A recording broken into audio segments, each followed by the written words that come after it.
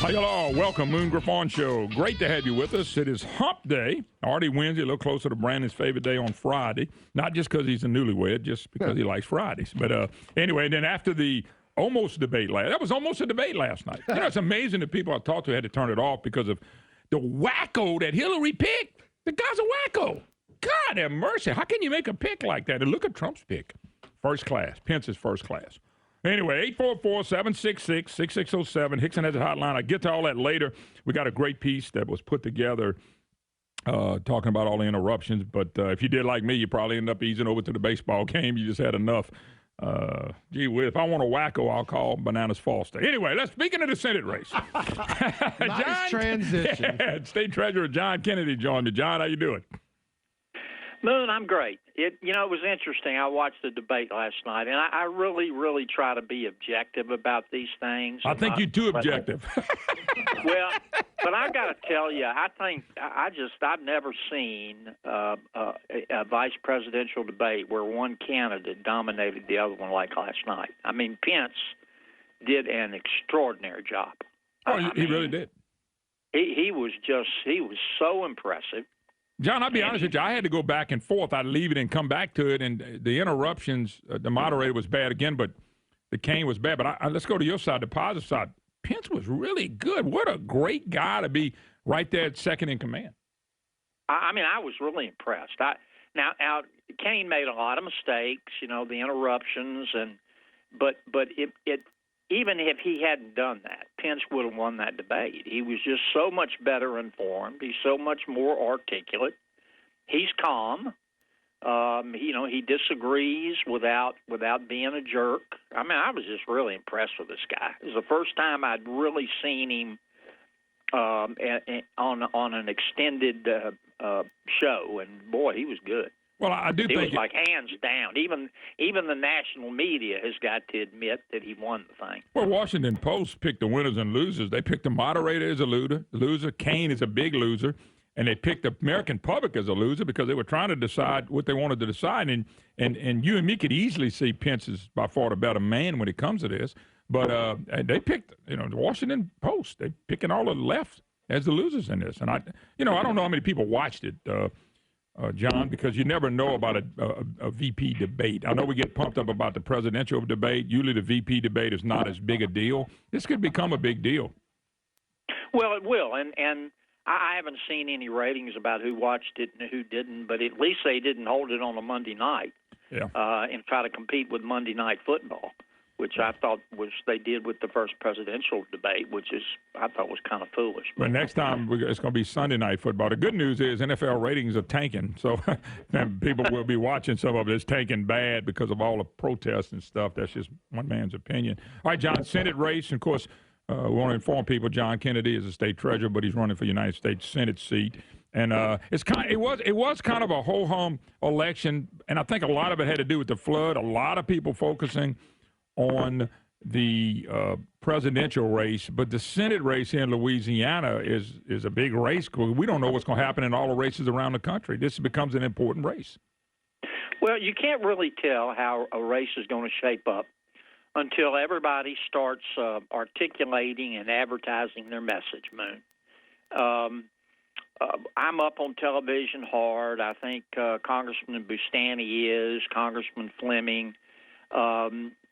Caroline Fayard's done some advertising. I expect she's going to do some more. I don't know about Commissioner Campbell. I think those will be the five main candidates who have the resources to try to tell people about their vision for this country. I'm not saying there aren't other good candidates, but if you don't have the resources, it's just really hard to get your message out. I haven't seen a credible poll yet that I don't have a lead in. I've been up on television for about a week and a half. We've done I think I've been probably to 15 different debates or forums. None of them so far have been televised. I think there are only 2 televised. But look, what I'm telling the people of the state is it's pretty simple. If you I believe our best days lie ahead, but not if we keep going in the direction that Obama and the United States Congress has taken us.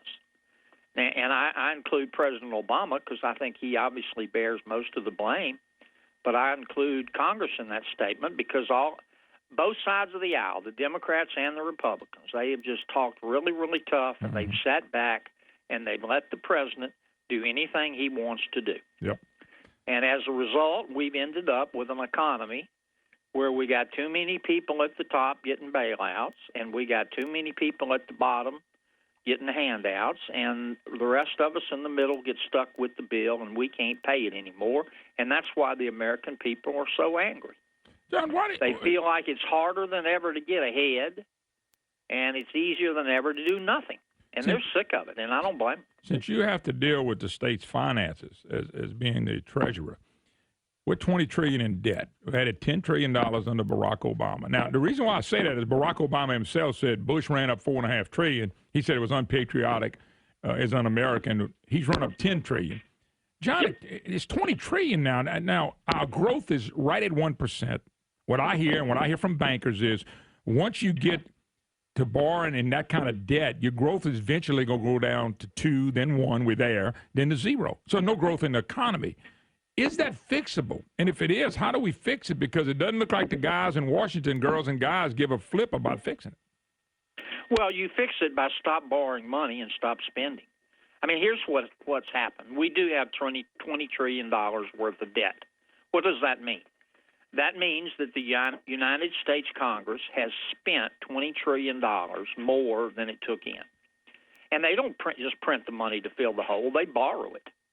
We issue Treasury bills and Treasury bonds and Treasury notes, and a lot of people own those Treasuries. The Chinese own a bunch of them. The Japanese own a bunch of them. We got to pay that money back. Mm-hmm. Now, the whole government budget is only $3.8 trillion. So they borrowed $20 trillion, and they ought to change the name of the Department of the Treasury in Washington to the Department of the Debt, because there's no treasure left. No. We owe way more than we bring in every year, and the only reason that we're able to limp along is because interest rates are so low. When interest rates go up on those Treasury bills, on those loans we took out, we'll be spending 40% of our budget on just interest payments. Mm-hmm. Now, Congress did that. Yep. Now, Obama asked them to, but no president votes on a spending bill. Only Congress does. Yeah, but I'm using what Obama said. He blamed Bush. You can't turn around, blame Bush, and then turn around when you do it, blame Congress. No, Obama did it. No, that's what I'm saying. That's all the reason I'm saying But to do it, he had to get the Ritz-Carlton Democrats and the big government Republicans to go along with him. Yeah. He had to get all those Republicans to vote to increase the debt limit. And that's the problem we've got. And the reason we're not creating jobs is because our business people are overtaxed. The Congress, the Republicans and the Democrats, they've raised taxes $1.1 trillion since 2009. Mm-hmm. The regulations are killing our business people. Our infrastructure is crumbling, and we don't have a skilled enough workforce. That's what business people need to create jobs. Low taxes, reasonable regulations, a decent infrastructure, and a skilled workforce. Government's supposed to help provide those and then get out of the way. John, what Government about hasn't done its job. Kendall, if you become a United States Senator, can you, as a senator, make a difference in the energy sector? Because the bottom line is, do we need an energy plan, or do we need to get out of energy's way and let's produce everything we possibly can in the United States, which means that we can be self-sufficient? Because if we don't do that, I know Obama's policy is to wipe us out and put these little windmills at everybody's house, and Hillary's the same way because of, quote, man-made global warming. So my question is, do we need an energy policy, or do we need to get rid of the energy department too and say, okay, you guys going to make it happen? We need to leave the energy industry alone and let the free enterprise system work. It was working until Obama tried to kill it.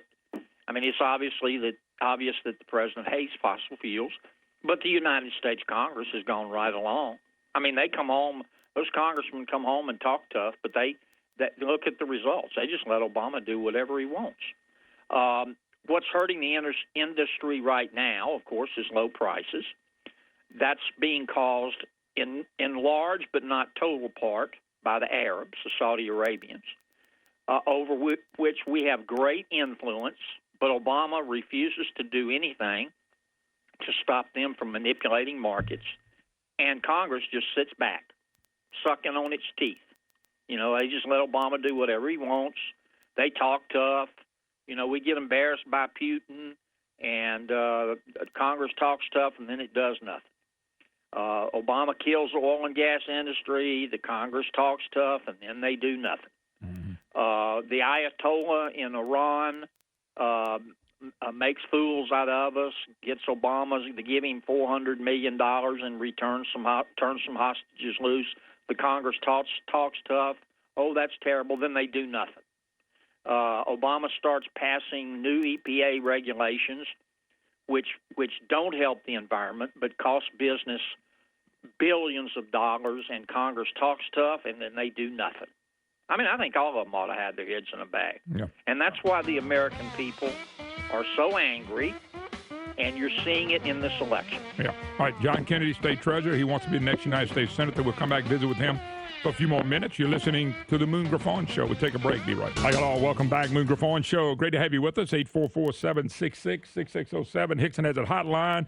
Our State Treasurer, John Kennedy, has joined us. He is running for the United States Senate seat right here in the great state of Louisiana. And, John, you're a little older than me. I don't think you're much older, but you're enough. You've been around. You've watched this stuff for a long, long time.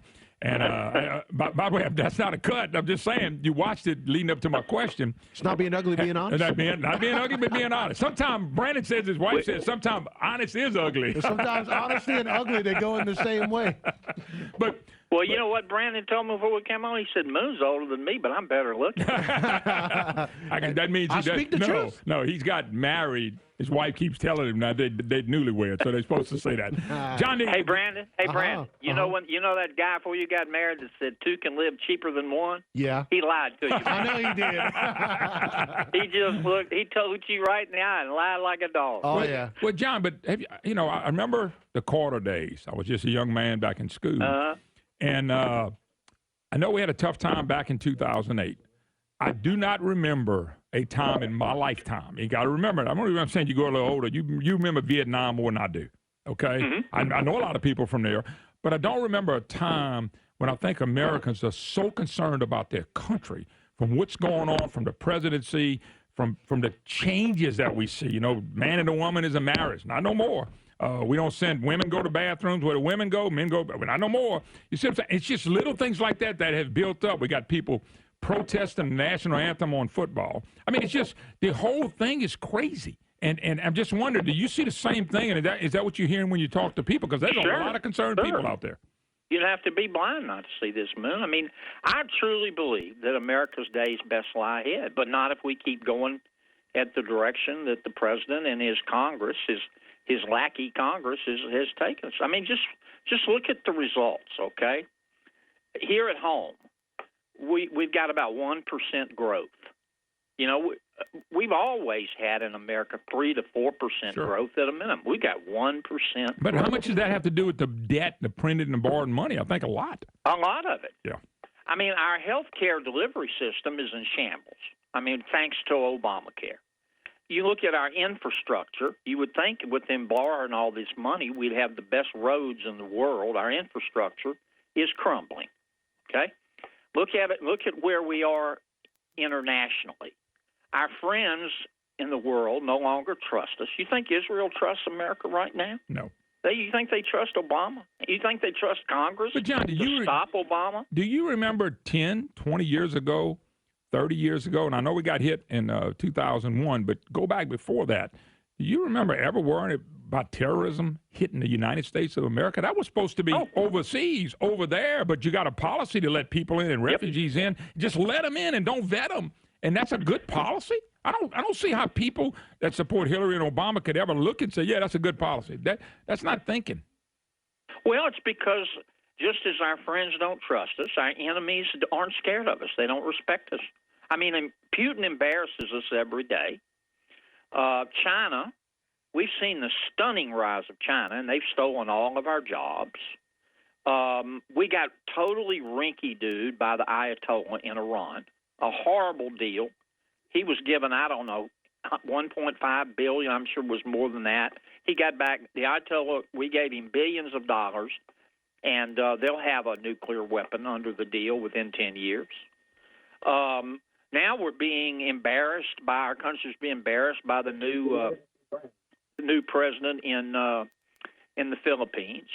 The leader of North Korea, Kim Jong-un, who's nutty as a fruitcake, he's starting to detonate underground nuclear weapons because he knows Obama's not going to do anything, but he also knows that Congress will not do anything either. They'll talk tough now, but they'll sit there and let Obama do anything they want to do. Remember all the tough talk about the last month from Congress?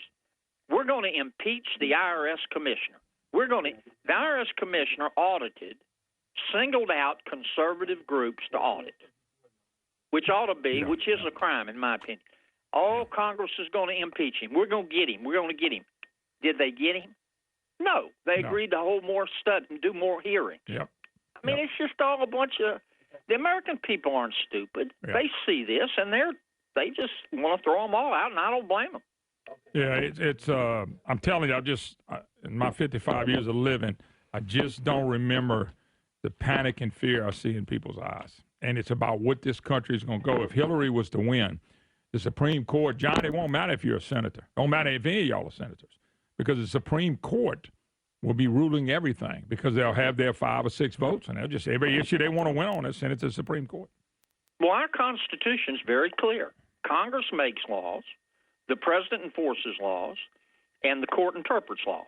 Now our U.S. Supreme Court wants to make laws and enforce laws and interpret laws.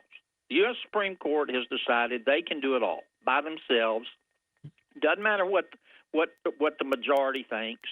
If they think that something ought to be in the Constitution, they don't care what the American people think. They just put it there. Yeah. I mean, that's why the American people have lost all confidence in the institutions of the presidency, in the institution of Congress, and also in the institution of the U.S. Supreme Court. Yeah. We have a member of the U.S. Supreme Court in this election, Justice Ginsburg, come out and publicly denigrate one of the nominees for president. Yeah, I saw that. Now, it's her right to vote for whom she wants. Yeah. But they're not supposed to be involved in politics. Good point. Hey, John, I got to go. Thanks. God bless. Man. Best of luck to you. Thanks, man. All right. Bye. End it race, folks. It'll be a wild one by the end. We'll take a break. Be right back. You're listening to the Moon Griffon Show. Hey, hi, y'all. Welcome back. Moon Griffon Show. Great to have you with us. 844-766-6607. Hickson has a hotline debate last night. Pence looked like a presidential candidate. Kane looked like he starred in One Flew Over the Cuckoo's Nest. I mean, my God, is that the best Hillary can do? And I'm going to say yes. I mean, look what we have as president. Look what wants to be president. And look what wants to be vice president. I mean, I can't help it, folks. You know, more people tuned out after about 20, 30 minutes of that. Because of Kane and because of the moderator. Now, look, I'm going to be honest with you. I was one that tuned in and out. I tried to watch it. I'm going, man, what? I mean, this is almost ridiculous. 72 interruptions by Kane. And Pence is smart. He's cool. We need somebody cool. You know, and I can't be the president, so we need somebody else cool. You don't do what the guy did. I just don't know how many people watch this. It's not like 84 million people watch the VP debate. Even the Washington Post pick winners and losers. The first winner was Pence. The very beginning, Pence was more comfortable. The 2 men on the debate stage, Pence repeatedly turned to the cameras when he answered questions, making clear he understood the real audience wasn't in the room, but watching on TV. Indiana governor was calm, ready, cool, and collected throughout. Stark contrast to the fast-talking and seemingly nervous and Looney Tune Kane. I threw the Looney Tune in. I figured you threw that. Yeah, I did. Did Pence respond to Kane's dozen of attacks on Trump? Only sort of. It didn't matter. All Kane wanted to do was interrupt and bomb Trump. You see, the whole campaign for Hillary is bomb Trump. The media bomb Trump. Hillary has nothing to offer. They're not out there bragging about the economy that Obama's leaving us with. They're not out there bragging about Obamacare. They're not out there bragging about all the people they letting across the border. They're not bragging about anything that was accomplished because there was nothing that was accomplished for the American people. I'll say it again. The president and Hillary are more interested in helping illegals come across and become citizens here to vote Democrat than they are in the cities. And the proof's in the pudding. It was, it's just amazing to watch. But the loser, Tim Kaine, someone must have told a Virginia senator he needed to always be on the front foot in the debate, always be the aggressor. It didn't work. Kaine started the debate talking so quickly and trying to load so many Trump attacks in because it's all they got. He can't defend the Wicked Witch of the East. He can't do it. Folks, I can't believe Obama people can't see what Obama's done and what Hillary wants to do. And so we got this guy that I'm telling you,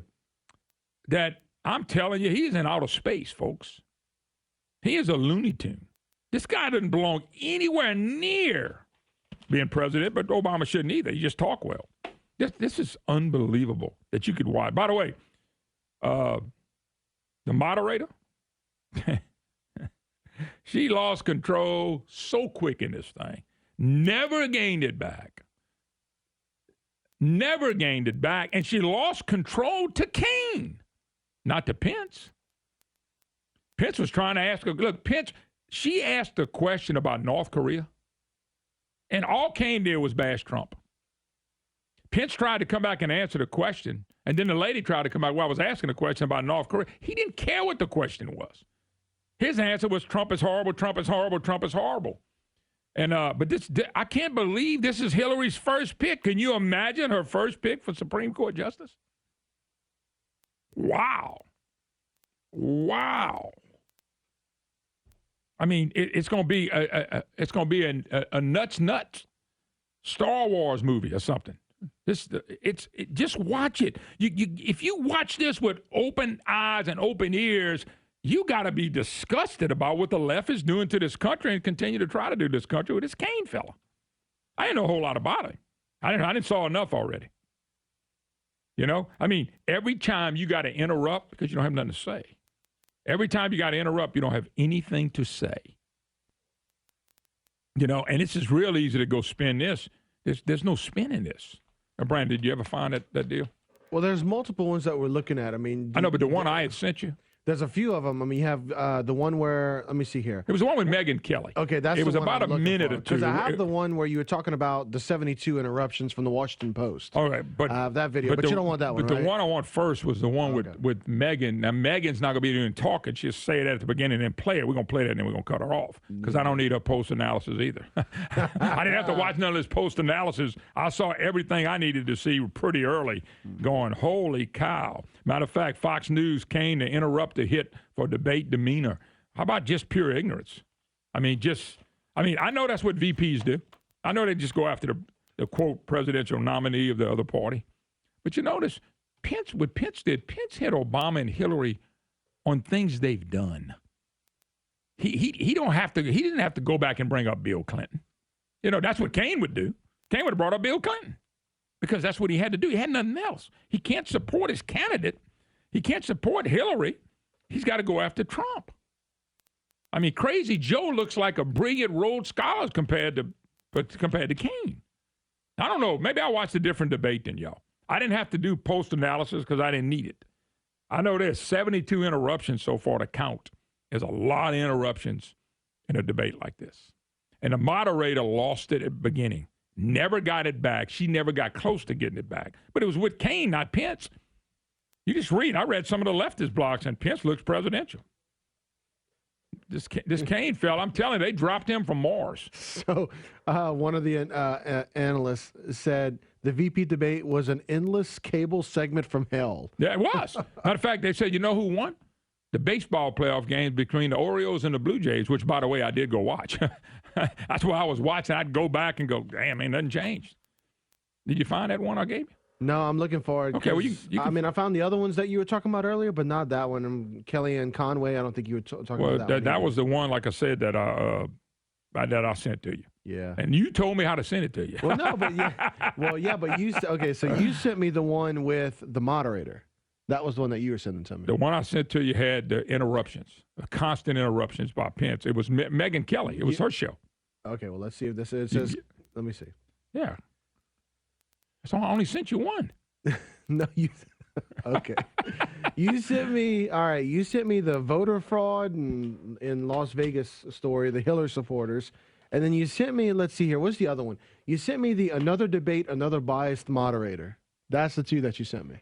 It must be another debate, another biased moderator, because that's the one you told me how to send it to you. He had to teach me how to send him something. Okay. So I did exactly what he said. He said, "Hey, you see, it's right there." Well, let's see. Let's see if this one's it. As soon as it loads up, we'll play it. Let me see. Brandon Como. Okay, Brandon, I'm going to send it to you. That's it. That's the one, Brandon. Okay. See if that. It's loading. So it's going to. You can see if it's on Megyn Kelly. She will start off with the piece when it comes on. So, and what they're asking is, did the moderator lose control? And so that's going to be the one. Okay. That we want to listen to. And I don't remember how long that thing was. Brandon, 3:15 is what it's saying. Okay. And that's it. That's the one. Just waiting for it to load Well, up. I'll tell you, why don't we do this? Why don't we take a break? Yeah, come back, see if we can get that thing loaded up, because I do want people to hear this. It's an incredible thing. I'm looking at it right now. All right, 844-766-6607. Hickson has it hotline. We'll take a break. You're listening to the Moon Griffon Show. We'll be right back. Hi, hello. Welcome back. Moon Griffon Show. Great to have you with us. 844-766-6607. Hickson has it hotline if you'd like to be part of the program and your opportunity to be a voice. Don't forget to check out my good friends at Walk On, official sports bar of the Moon Griffon. Just way more than sports bar. They like to bring the kids and the family. I like to mention what Drew Brees says, and he always says, that he wanted to invest something that he could take his kids to. You can, because they have a lot of fun basketball games and sports games all over. It's really a fun place. Plus, the food's really good. So it's a great place to bring your family. Walk-ons. We love walk-ons. You will, too. You can find them just about anywhere in the state. Just Google them up. All right, what you need me to do over here? Play it? You can go ahead and play it. Yep, from your end. Okay, now this is the after post thing. And really, this is Megyn Kelly. Brandon, I don't know who Megan's talking to. But anyway, we can go ahead and play it and go from there. Let's see if it'll play right. Subject of interruptee. Interruptee. Here is a flavor of that. You both have said Vladimir Putin is a Gentlemen, better we're going to leader get to than Russia in just a moment. He's employed tens of thousands of people in this country. And paid few taxes and lost $1 billion a year. You are Donald Trump's apprentice.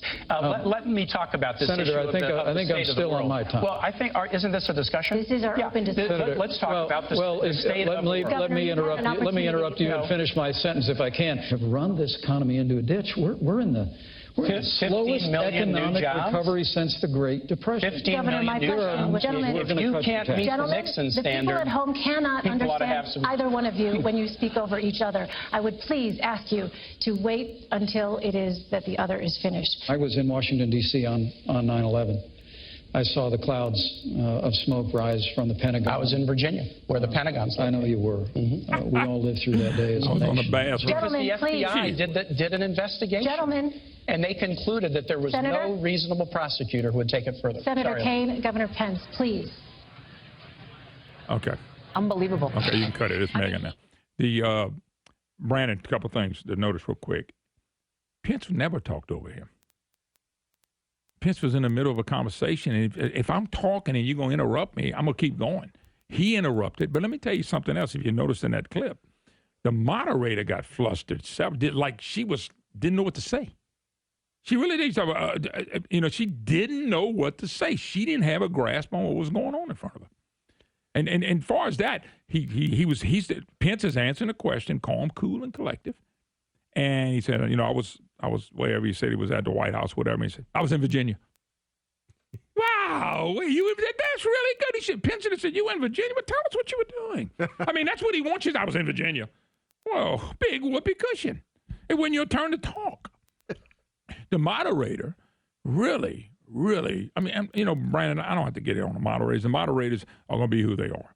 Okay, but the lady lost it in my book. She had a chance to control this. But she didn't control it at all, Brandon. But the part that played to me, and this was early in the debate, and you played it here, is whenever Kaine started interrupting him. And if you noticed early on, Pence sat there, let him speak in the opening segment. Yep. All of a sudden, Kane starts firing during his opening segment, which to me is a lack of respect. But anyway, so that happens, okay? So then he starts interrupting him, and that's when Pence starts getting upset and says something, and then the moderator, and Kane says, well, isn't this supposed to be a discussion? And the moderator says, yes. And I'm thinking, okay. But that's not a discussion. Well, then something needs to go in the rules here that says, hey, you're not allowed to interrupt each other. And we know that, we know that there was a lot of interrupting going on during the presidential debate the other night. It wasn't nearly as bad as this, but there was a lot of interruption going on both sides, and that was aggravating as well. So they need to come up with something then that makes sure that they abide by those rules. Randy, you're not going to stop at all, but a conversation is different than a debate. We're having a conversation. In other words, I can cut the chump off anytime I want. That's what he's saying. But that's what I'm saying. If she could have come back and the rules said that the person's not allowed to interrupt, and she could have said, no, actually, you're supposed to give him his time. If he keeps doing it, it makes him only look worse. But she didn't. She agreed with him. And then she tried to control it again. She lost control early. No, I know she never got control. it back. But what I'm saying is, I'm wondering if it's more on the rules, the people that make up the rules, sometimes as it is the moderator as well. I know that there's moderator bias. I'm not talking about that. But I'm talking about Brandon, in this case. about this. When you're the moderator, the rules are, Mr. Como, you get 2 minutes on your opening speech. Mr. Griffon, you get 2 minutes on your opening speech. And then we're going to go question back and forth. Okay, Mr. Como, first question for you. You have 2 minutes. Right, okay? And I agree. During the 2 minutes. But what would happen, okay, Mr. Pence, it's your turn. Kane doesn't answer the questions, goes after Trump. When Pence starts talking, he interrupts him, goes after Trump, interrupts him. 15 million new jobs. Well, if you lost 12 million or 14 million, at 15 million is such a joke. And what do those average jobs cost? I mean, I'm just telling you, if you read the report, and I saw enough of it, Brandon, which was a pretty good bit. I saw enough of it to realize the better man by far. Okay, but I agree with all that. But what I'm saying is, according to her, the rules allowed for butting in. So it just depends on whether you believe that she's trustworthy or not. Well, if it allows for butting in, is there a process where you butt in? You can butt in on every single answer. I mean, 72 times. It was like, what was it, an hour and a half debate? Yeah. Okay, 72 times. You realize that's almost not. It's not. I know, folks. I know it's 90 minutes. That means 90 time would be once a minute. Okay, I got my Common Core math now. Right. But still, that's almost once a minute. I mean, he's let him go a minute, 15, 20 times. Boom, he interrupts. Okay, so Rob is texting us as he's listening to the conversation. He said this debate did not have the same rules as previous ones. Didn't think so. It's meant to be a conversation, and there's no you get 2 minutes, he gets 2 minutes. That's not the format of this debate. Which brings up what I was saying. I don't like that. Then you should be able to allow each side to have. Point. I don't mind it. If the moderator is going to control, hold up, Mr. Kane. Hold up, Mr. Kane. Let him speak, and then you're going to get to speak. Rob's right. If there's no time set up, then you got to let them speak and get through their process before you let the guy interrupt. Now, I'm not saying you don't let any interruptions, but not that many times. And she lost control. And I don't care what anybody says. Everybody I talked to cut the thing off. Well, and look, I'll be honest with you. Watching the presidential debate the other night, I mean, anybody that talks to me personally knows where I stand in that election. But I'm screaming at the TV, telling Trump to quit interrupting Hillary because I think it makes him look bad. Just the interruptions. It's just you have to. I mean, there's just. I know this is politics we're talking about, but there's got to be some level of let the person and look. Let them, and many people have told Trump this for a while, even before the debate, to let Hillary Clinton speak, and they're saying she's going to sink herself. So to me, that just plays into the rules. Give the other candidate respect, let them speak, and then destroy what they're saying after they speak. Let me tell you something on interruptions. It becomes bad TV because, in my opinion, I don't know what the listenership was or the viewership or whatever you call it. I believe as the debate went on, they were losing people left and right. Oh, Just I my think so opinion. Too, I know. I mean, I'm going, everybody I'm talking to I was done with it after 15, 20 minutes. Everybody said, man, 20 minutes. I wasn't watching that crap. You want to spend your time trying to learn something. Yeah. You can't learn something. You can't get into. I personally watched it to see who this dang Kane fellow was because I didn't really know who he is. Now I know. Looney Tune City. I mean, this guy's way out there. Let me ask you this, though. Do you think that was part of the strategy of the Clinton campaign, that Kane interrupts so many times, not so much to get the word out, but to muddy the debate? Well, let me tell you this. If you leave the debate thinking negative of Kane, you probably left it thinking negative of Hillary. So how do they win by sending people away? that are not going to. They're going to say, "I want no part of that." I would say many people knew that Pence coming into this was a good debater and a good talker, and to just get him to throw him off of his game and to get people to look away. Yeah, they definitely. From we definitely away from that. I guarantee you, nobody wants to see Kaine debate ever again. Well, and the thing is, the VP debates, as much as they get maligned for not being important or whatever, I think they are. I mean, and look, Rush was talking about this yesterday. If you remember going back to 2012, when Romney came out and did a great job in his first debate against President Obama hadn't really woken up yet. Then all of a sudden, the VP debate came after that. And I was watching Kaine for a few minutes last night. I thought this is a flashback to Joe Biden, when Joe Biden just kept laughing every time Paul Ryan would speak and just sought to dismiss him completely. And what happened? Things started turning at that point back towards President Obama. Yeah, unfortunately. All right, interesting. 844-766-6607. Hickson has it hotline. By the way, just on a side note, I'm reading this in the Monroe Gannett newspaper. And I don't think Greg Hilbin wrote it, so there's a chance that it's true. People got guts. They had a guy went to a Homeland Federal Savings Bank, 2591 Tower Drive. I know right where that's at. I live there. Brandon, 3 o'clock in the morning, they drove up with a slide track forklift, lifted the ATM up, and put it on a stolen U-Haul truck. Like nobody would find them, and drove away with it. An ATM machine. How the hell do you do that and think you're going to get away with it? An ATM machine. Gee whiz. And I'm sitting there laughing. By the way, Brandon, I'll make you a bet. Not a bet, I'll make you a deal. Uh-huh. You know what's going to be the #1 costume this Halloween? Trump? Who? Oh, they always do the president. Yeah. Clown outfit. Well, yeah. You want to bet? I don't want to bet. I don't bet. I guarantee you the clown outfit will be the #1 Halloween outfit this year. Now, people are going to be making fun of all the clowns that are popping up. You know, there was a Central Lafourche student charged with wearing clown masks. 2 Central Lafourche high school students charged today with wearing clown masks while driving a pickup truck around the school. I bet everybody was laughing at it because they probably knew who it was. Accused of violating a state law prohibiting people from wearing masks in public places to hide or conceal their identity. The clown suit will be #1. All right, we'll talk a little judge race when we get back. More to come. Debate, all your calls. I know a lot of people have been trying to call. We'll get to you in the second hour, I promise. 844-766-6607. Hickson has a hotline. We'll be right back. Hello, y'all. Welcome back. Moon Griffon Show. Great to have you with us. 844-766-6607. Hickson has a hotline. We'll go back to the debate and stuff coming out of the bottom of the hour. We're going to jump gears. Supreme Court, Louisiana Supreme Court election. Down in this area, in the Lafayette area, Lafayette, St. Landry, Avoyelles, Acadia, Vermilion, Jeff Davis, Calcasieu, and Cameron. So it covers a pretty good area. We got Judge Jimmy Genovese in. Judge, how you doing? I'm doing fine this morning. Moon, thanks for having me back. You, and I know you've been I'm going to let you give a little background on yourself. You've been a judge for how long? A long time. A matter of fact, last Sunday was my anniversary. I have 42 years in law and 21 years in the general practice of law in Acadiana. And 21 years I've been a judge. A little less than 10 years on the district court bench in St. Landry Parish. And on the Court of Appeal, I've been there for over 11 years. And I've been listening to ads on both people. And I hadn't met the other candidate. I hope to meet the candidate during some time during the election. But you've been running on your experience. You think being on appellate court really makes a difference? The reason I say that is because the Supreme Court... There's nothing wrong with saying that. I'm just kind of curious. It's a key distinguishing factor in the race because the appellate court, the Supreme Court is an appellate court. And what the Supreme Court does is what the appellate courts do. Supreme Court reviews the decisions of lower courts.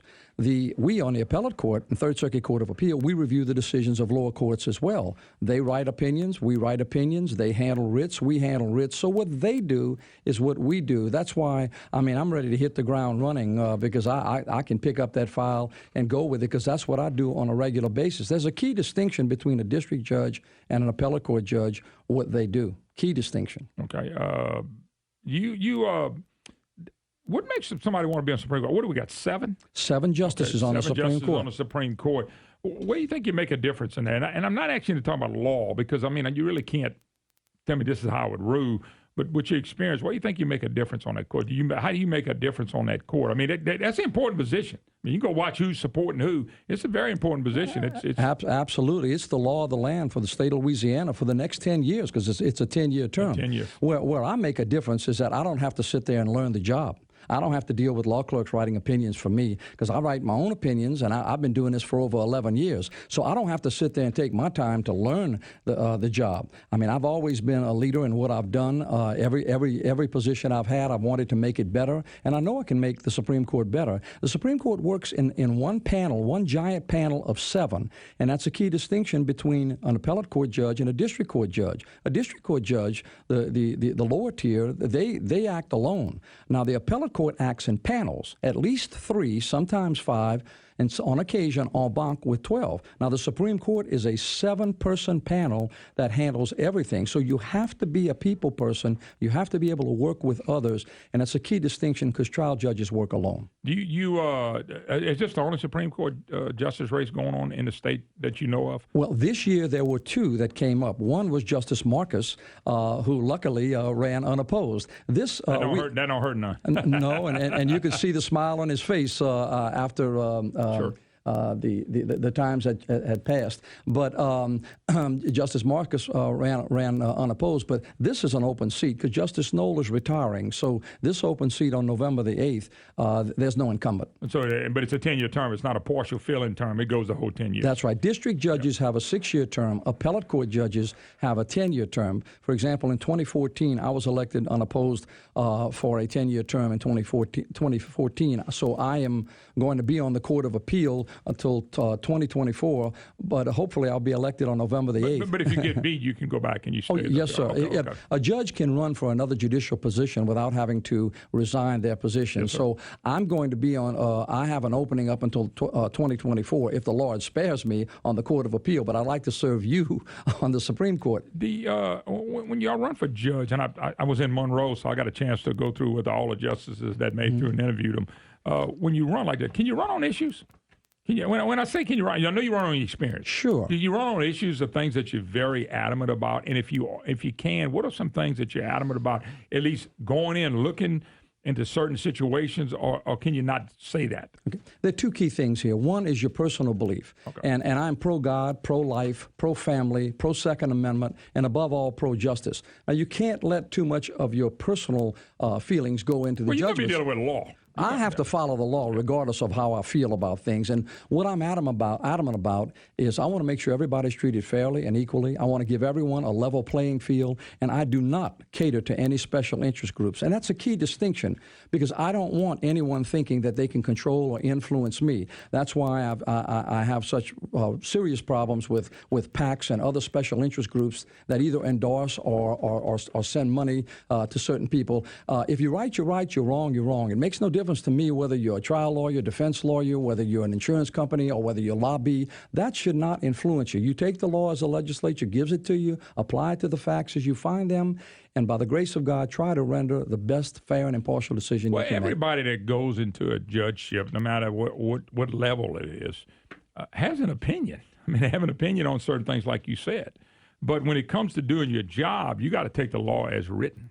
Well, Moon, if you look at the scales of justice and look at Lady Justice, the thing she has wrapped around her head is a blindfold. And so she is to look at it blind, justice, such that you are not to be influenced at all by your own personal opinions, by any outside influence, especially special interest groups.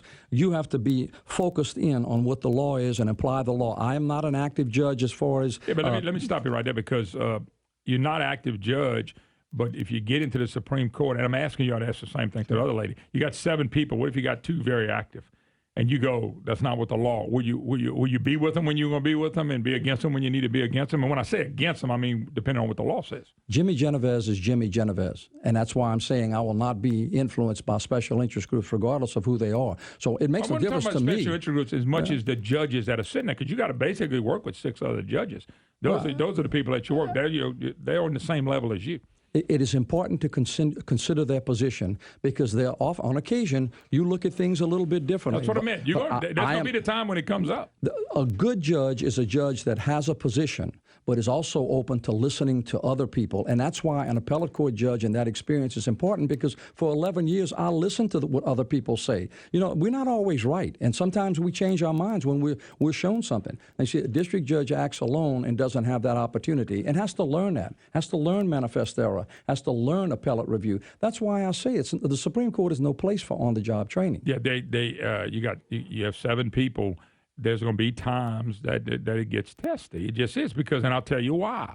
Something you just said earlier, dealing with money. Judges have to raise money or use their own money to run a race.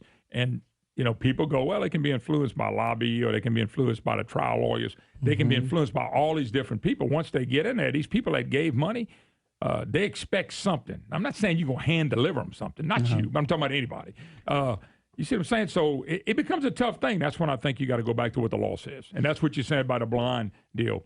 You've got to be able to, not you, but all 7 have got to be able to say, okay, this is the law. I'm going to apply it. Well, I do not give them patronage. I give them justice. And if they're right, they're right, and they're wrong, they're wrong. I don't care whether they supported me or who they are. Yep. It makes no difference. Justice is justice. It's fair and equal for everyone, and you are not to be in any way influenced or controlled by anybody. On the appellate court, and you're going to inform the audience and inform me too, when somebody comes in at that level or at the Supreme Court, a lot of times, do y'all just get briefs? A summary of something, maybe 30 minutes, maybe an hour or something. I was told by some people I only had 15 minutes to explain my case. How does that work? The average person coming up to you, a lawyer saying, hey, I'm getting ready to go over this case. I get it to the Supreme Court. And then I hear, well, we only got 30 minutes. Okay. He's got 30 minutes. That was it. Now, why does it work that way? Well, when you're in appellate court, which you get from the lower court, like a district court, yes, you get the record. You take the record. The first thing you do is you open that record and you read it. So you're looking at the ruling, the record, and everything that happened in the case. Now, it is all black and white. I mean, you don't have the demeanor of the witness. You don't have credibility. So you've already get that. That's why I was asking. You get that stuff. Yeah, that's tough because there's several ways. There are things you can't glean from the black and white record that you would like to be there and visualize and check the demeanor and credibility of the witness. So it's a cold record, and you take that record and then you appeal. Now, for us, you have a right to appeal. Now, the Supreme Court, you only have a writ of review except in 2 instances. If you have a death penalty case where a person is given the death penalty, you have a right to appeal to the Supreme Court. And when a lower court declares a statute unconstitutional, it goes to the Supreme Court. Other than that, it's strictly a writ of review. Contrast that with an appellate court where you have a right of appeal to me. So you get the record, you review the record, they submit briefs, and they can ask for oral argument. And if they have oral argument, like for us in the Court of Appeal, customarily. But let me ask you, I guess the question I'm asking, and by the way, thank you, because you just explained something else. But I guess what I'm asking is, if somebody gets that appeal, is it automatically 15 or 30 minutes? I know you can't retry the whole case. I understand it's already been done. But the time frame, I just heard complaints on this before. I only have 15 minutes. I only have 20 minutes. I only have 30 minutes. That's right. It's 20 minutes. That's what the rule. So I'm right about this. I'm about to complain. Okay. Now, on the appellate court, on the appellate court, it's 20 minutes. You get 20 minutes per side. So, but the whole idea is not to go through the whole record again. You're there because you're an errors court. You want to see if an error is made by the lower court. So you focus in on those errors. So you probably should not have more than 2 to 3 or 4. Saying. That's right. Okay. All that other stuff is not at issue. What is at issue is what you coming to me and saying that trial judge made an error. This is the error. And normally it would be 2, 3, maybe 4 at most issues. So 20 minutes gives you a lot of time. Okay. No, that's what you hear somebody complain about. They don't give you but 20 minutes. Yeah, but they don't have the whole case going back. We got 2 or 3 things that you're trying to make a point that this should be overruled or thrown out or whatever the case may be. What they do is a common mistake is they get up and start talking to us about the facts. We know the facts. We've read the record. We know exactly what the case is about. Give us the issues and tell us why that trial court was wrong. Real quick, because I only got a few seconds left. Sure. Anything you want to tell the voters? Yes, I'd vote pour moi, I'd like to ask the voters on November the 8th to go out and vote for me. I'm the only candidate with appellate court experience. This is an appellate court, and I would appreciate your vote and support. And tell someone, because of the fact that so many people don't know anything about this race, and thank you, Moon, for giving us some exposure. They don't, and I want people to know this is an important race. Do you know that almost 60% of the people have no idea who the candidates are? And that's scary for a stray vote on the highest court of the land. I thought it might be 85. I'm seriously, because we're all looking at the presidential race. And this is the highest court of the land. So for God's sakes, please pay attention to this race and vote your conscience. And I hope you would vote for me in any one of the 8 parishes. Thank you very much for having me. Jimmy, God bless. We'll do it again before the election. Thank you, sir. Best of luck to you. All right, quick break. We'll be back. More of the Moon Griffon Show right after this. Thank you. Hi, hello. Welcome back. Moon Griffon Show. Great to have you with us. 844-766-6607. Hickson has a hotline. I don't know if y'all saw, Brandon, I may be wrong on this. There was a bunch of deaths in a VA system. I don't know if it was Phoenix, Arizona. You're talking about from a couple years ago? Yeah, it was Phoenix. But it had a story on it the other day. This was this week. I have to go back and find it. But, our outreach to veterans will always be there. And when veterans want to come on and talk about things, I got Mr. Gregory Gagne on with us. He's been on with us before. How you doing, brother? Pretty good. Good to see you again. All right, Veterans Corner, you got something going on. Tell me what you got going on. Okay, well, in 2012, when I was working with the state of Louisiana, I became the founder of the nonprofit organization called Veterans Corner. And the primary mission of Veterans Corner is to help veterans with employment, as well as help filling their needs. In doing so, I interview employers and nonprofit agencies, trying to bring them together, okay? And in doing so, as far as with the employers, it gives them an opportunity to tell the community who they are, where they are, and what they do. Yes, sir. Because a lot of times people passing on the highway see signs, all they see is a sign, and that's it. Yes, sir. They have no idea what they do. So it gives them an opportunity to tell the community who they are, where they are, and what they do, and what job openings are available. Yes, sir. So you're trying to help veterans get jobs. You're right. So you're working with the veterans, but you also want to work with businesses. Right. And even though the Veterans Corner is designed specifically for veterans, we also reach non-veterans. The only thing I can say there is the fact that if you call in, say for a job, I will not turn you away. I will help you. The only thing is that I want you to understand that if I submit you and another veteran to an employer, I want the veteran to get first preference. Absolutely. Okay. I have no problem with that. What I'm saying is you still have your mission, your outreach is still in place, but if you can help a brother on the way, you want to help them too. Yes. And they got to understand that going in. And I'm sure you've helped the private sector as well. Yes, I've done both sides of the aisle. The thing is, with Veterans Corner, this is the first of its kind in Louisiana. And what I do, I film people, do the video of the interview. Yes, sir. And just with that alone, it's totally different. It's more or less like a mini job fair, specifically for that individual or company. So what you do if let's say Brandon came in, I wanted to look at hiring him, and you would film it. So what do? Take that and send it to other people? I want the veteran, other businesses, whoever they apply, yes, whatever they qualify for. Okay, if they want a certain type of job, you go into the Veterans Corner website and to pick out a job, and then I'll ask the veteran to contact me personally. Yes, sir. So I can sit down with them and go over their resume and to make sure that they are qualified, because I do not want to, not say waste time for the employer, but I don't want to waste. No, what you're doing by doing an interview, you find out what they like, their qualifications, and then it helps you focus better too on who would be a good contact. Yeah, and once I reach that point, I will refer to the employer and I'll contact them. Sure. Yes, we'll do it on a one-to-one basis and ask them, do you want to see this guy or girl? Let me ask a quick question with the time we got back. Are you just focusing in the Acadiana area? Well, I know it's kind of tough to focus everywhere. Yeah. Well, the thing is, with the Veterans Corner, I've been focusing on AOC, Acadiana Open Channel, since 2012. Okay. Last year, I got this bright idea. This light bulb went off in my head. I think God placed this on my heart, so I want to go regional. And in doing so, the Veterans Corner was set up to where I wanted to start promoting back in January on the various channels.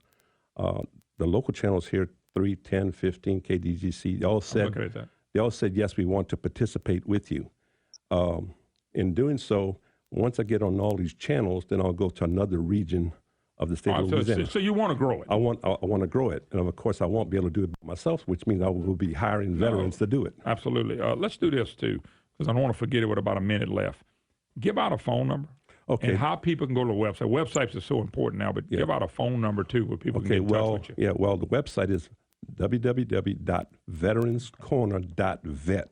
Okay, that's with an S. VeteransCorner.vet. Right, not net, vet. But, if they put that in there, it'll probably Google up, but still it's .vet. Yeah.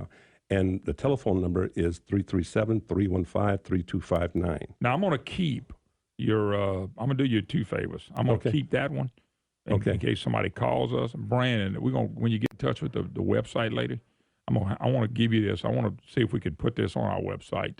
We're going to put that on our website for you and put the number and the contact information. Okay. That way, when people see it, they'll be reminded. Somebody looking for it, they can go find it. Well, is there a chance that maybe I can have my logo placed on your website? Absolutely. If you'll send it to me, I'll get it taken care of. Okay. And want to put the Moon Griffon on my website Absolutely. as well. That's no problem. Just put a big smiling face of Brandon and know who it is. All right, folks. Yes. 337-315-3259. VeteransCorner.vet.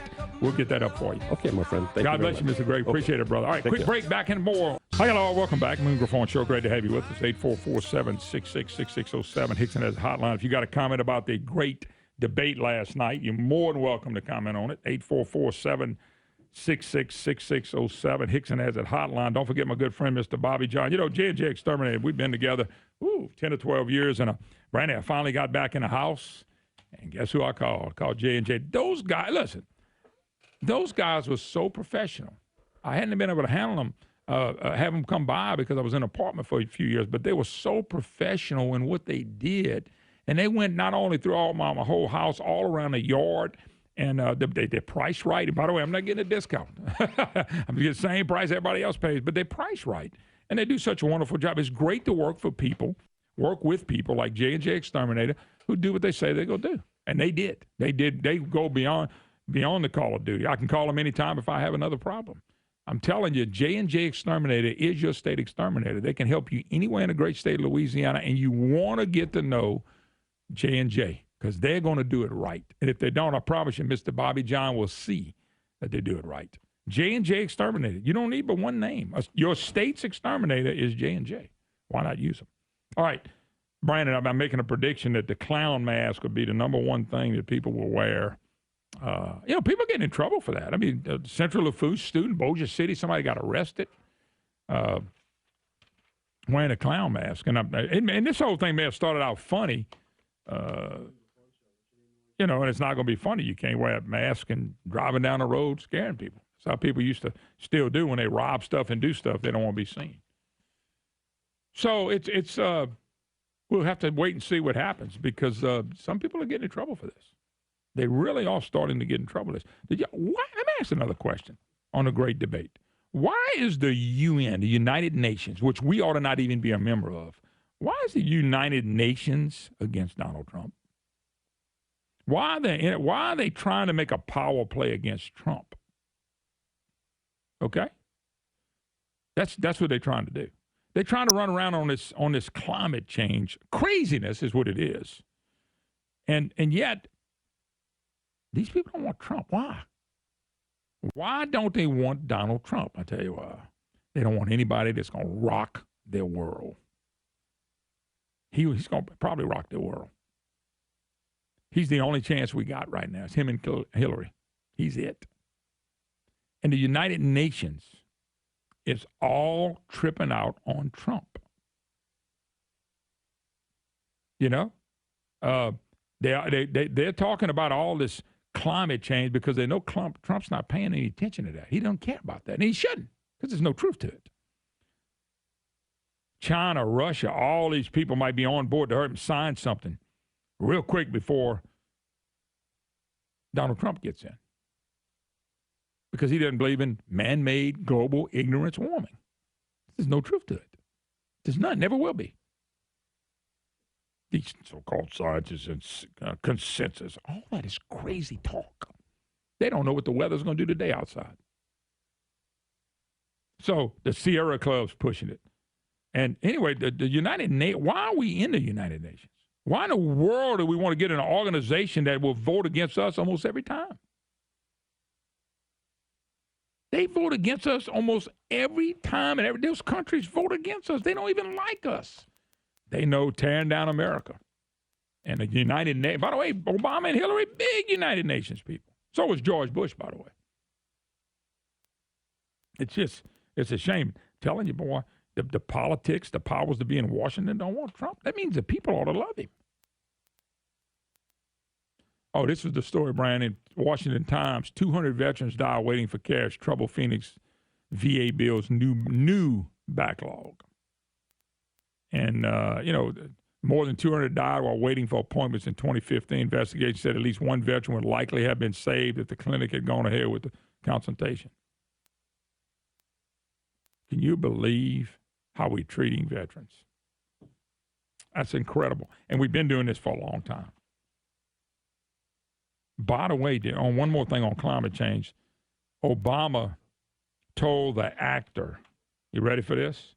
Climate change contributed to the Syrian civil war, Brandon. Those people have been fighting and shooting themselves and killing themselves for thousands of years. Obama said, climate change, President Obama said on October 3rd, powerful studies suggest the thought that happened in Syria contributed to the unrest in the Syrian civil war, and that climate change and droughts caused the civil war. Brandon, they've been fighting and killing themselves over there for thousands of years. That's not going to ever change. Climate change. Just keep bringing it up. Did you see that the consensus of the people do not believe in climate change in America? I mean, it's like 20-something% believe in climate change. But as the propaganda heats up with the politicians and the news media, more people will soon believe. You got more people believe now that the definition of marriage between a man and woman is not right. They didn't believe that 30, 40 years ago. They didn't believe that in Obama's first term, but they do now. You know, you got people that don't believe that men ought to go in women's bathrooms. Well, give us another 20 years and we'll be believing, hey, men in women's bathrooms, women in men's bathrooms, that's cool. They'll do it. All right, let's go to phone lines. Poachy Bridge. We'll go to Norman. Norman, how you doing? I'm doing pretty good, Moon. Here's the deal. I knew how I was going to vote before the Republican debate primaries and all that started. Not long after that, I knew who I was going to vote for. But as far as the debates, kind of watched the presidential. This one I ignored completely because I could, except for the number of interruptions and which I already knew, the unfortunate loss of control by the moderator. I didn't have to watch it because I knew exactly what was going to happen. And so far this morning, I see that I was completely right. Yeah, you didn't. Listen, I watched enough of it, and I was in and out, back and forth. But every time I started watching it again, I'd turn it off unless they actually let Pence talk. Then it was pretty good. The VP part of the presidential election normally has nothing to do with the presidency. No. Normally it has nothing to do with it. Well, their job is to be the little attack dogs, and they had one pretty good attack dog and one pretty good reasonable person from what I hear. And like I said, I didn't watch because I knew what was going to happen. So that's all I got for you today. Yeah. By the way, you wouldn't have if you didn't watch it. You just saved yourself a headache and time of watching nothing. Well, there you go. When I went to bed, I slept pretty good till 5 o'clock. Yeah, well, 5 o'clock. I can't believe they let people sleep that late. 4:30 for me. Sometimes a little earlier than that, but today I've been working pretty hard. I'm getting tired. All right, my friend. Look, go out there and be careful. All that man-made global warming out there. I don't want you to hurt yourself. Oh, listen, I'm looking in the sky right now, watching for it. I'm telling you, that man-made global warming can sneak up and catch somebody. Well, you heard what I told you yesterday about all them computer models, huh? Yep. Okay. All right, man. Okay, bye. All right, brother. Appreciate the call. Yeah, it's man-made global warming. Syrians fighting, killing each other, shooting each other for thousands of years, and now all of a sudden they're having to leave and being run out, and all of a sudden it's man-made global warming, according to the President of the United States. I mean, if the President said it, it must be true, right? By the way, Tuesday's second shooting, 3 dead, 6 or 8 more shot. Most of this is happening in inner cities. Most of this is black-on-black crime. I don't think Jesse Jackson, Al Sharpton, and Black Lives Matters are running down there anytime soon. Oh, by the way, check out my Facebook. Another great post on my Facebook at Moon Griffon. You got to check it out with the quarterback, and you got to check it out because I think it will make a great point. All lives matter. I include everybody. All lives matter. But check out the posting at Moon Griffon on my Facebook. I think you'd be impressed. But take a break. You're listening to the Moon Griffon Show. Hello, welcome back. Moon Griffon Show. Great to have you with us. 844-766-6607. Hickson has a hotline if you'd like to be part of the program. Now, let me tell you what. You people that have been wanting to catch speckled trout and redfish. Brandon, I'm telling you, this month and next month are two of the best months to go and catch a bunch and catch big fish and have fun, and it's cool. Captain Norman is catching speckled trout and redfish. The weather's settled down now, okay? He's down in Hackberry, and he's catching them. Book now for October, November. You want to get a date in. You've been putting it off. Do it now, because I'm telling you, this is some of the best fishing you'll get right now. Here's the number. Captain Norman, this is a cell phone, 337-884-0656. 337-884-0656, and book now. You can do big groups, small groups, friends, family members, whatever you want to do. But I know this, when you go with Captain Norman, you're going to have a blast and catch fish. So, hey, you can't beat that. But this is a great time if you've never done it. Do it now. They'll have a flounder run coming up soon. That's a lot of fun, too. Here's the number again, 337-884-0656. Or check him out online at aspeccharters.com. aspeccharters.com. Do it now. I'm just telling you, if you call him, it's going to be the best, one of the best fishing trips you've ever been on. And this time of year is so much fun. The weather's cool down, a lot of fun. All right. 844-766-6607. Woody in Shreveport. How you doing, Woody? Fine, Moon. Hey, I just wanted to harass you a little bit. Well, that's fine. Get in line. Yeah, okay. You ticket number 2,431. Hey, man, you're doing a great job, and I'm a big Trump fan. But I want to tell you, you've been bragging about this J&J exterminating company. Yeah. Okay, my contract with my other company expired, and I'm going with J&J. Now, Moon, if they don't do everything you promised on the air, I'll liable to change my vote. Oh, God. What you going to do, vote for Hillary? Take care, Moon. Well, hey, Woody. Yo. You got it. Since I said it that way, what did I tell you they promised to do? Because I want to make sure we're on the same page. Well, see, I wrote down 133 things. That's all? That's all? Yeah. Gee, well, look like your vote for Trump's going to be solid. Hey, Brandon could sit here and brag on him, too. Yes. Brandon's had his own personal experiences with it. Yep. Yes, I have the contract with them from my house, and they've done a great job taking care of me. So there it is, Mr. Wood. If you got a complaint, Brandon is my complaint department. Of course. BrandonComplaint.net. You can get in touch with him anytime you want to. Just wrote that down. Be good. All right, put that right by the 133 reasons to do it. All right, 844-766-6607. Tommy in Lake Charles. How you doing, T-Tom? Hey, everything's great, and I can vouch for the great fishing we have over here. Oh, no doubt about flounder. it. Absolutely. Absolutely. I've got real concerns over Judge Genovez. He seems to be running the same type campaign John Bell Edwards did. Pro-life, pro-gun. No, I'm serious. How is that? By the way, we just got a call. The young lady that's running against him, Marilyn Castle. Marilyn Castle will be on tomorrow at 9:06 as well. We're going to have Marilyn on. Looking forward to that, too. So go ahead. Here's what doesn't jive for me is he claims he's all that, and I hope he is a good Christian man, but dadgummit, he's got every sign in front of every trial attorney's office, not one, but two, but typically three signs in front of every trial attorney's offices. That doesn't mix with pro-life, pro-gun, Christian. I'm sorry, it doesn't in my conservative mind. Mm-hmm. All right. Appreciate the call, man. By the way, Brian, yes, sir, that's why you have elections. And everybody has to look at everything in the candidate, not just a judge candidate. You got to look at all of them. You got to look at everything. Everything is on the board when you're looking at a candidate because, even this is another position, 10 years of trust. So you got to look at both the candidates, look at everything they got. This is an issue for this gentleman, and this is an issue for this gentleman. I'm just saying that's what you have to do. So you have to do with all the candidates. You got to go back and look and see the reason why you're going to vote for somebody or against somebody. That's called elections. By the way, proud The NFL ratings are tanking, folks. And if they're waiting on me to get the ratings, my 3 minutes of watching it a week, they're not going to get anything. But Terry Bradshaw, quote, Terry Bradshaw, NFL Hall of Famer, appeared on Fox and Friends, okay? They asked him about the controversy that the dumb quarterback, and by the way, check me out on Facebook on that, made, okay?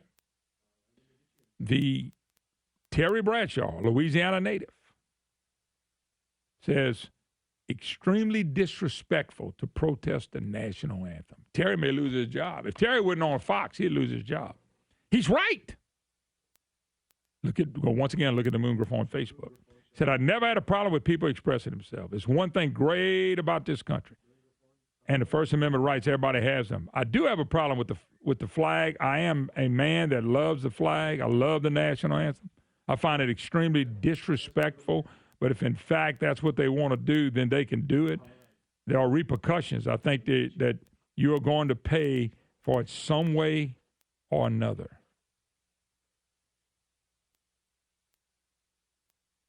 Okay. He says, I don't mind what Colin is doing and bringing attention to it.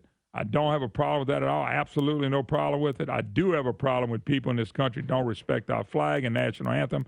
And all you got to do is look around. This country is getting worse and worse and more immoral.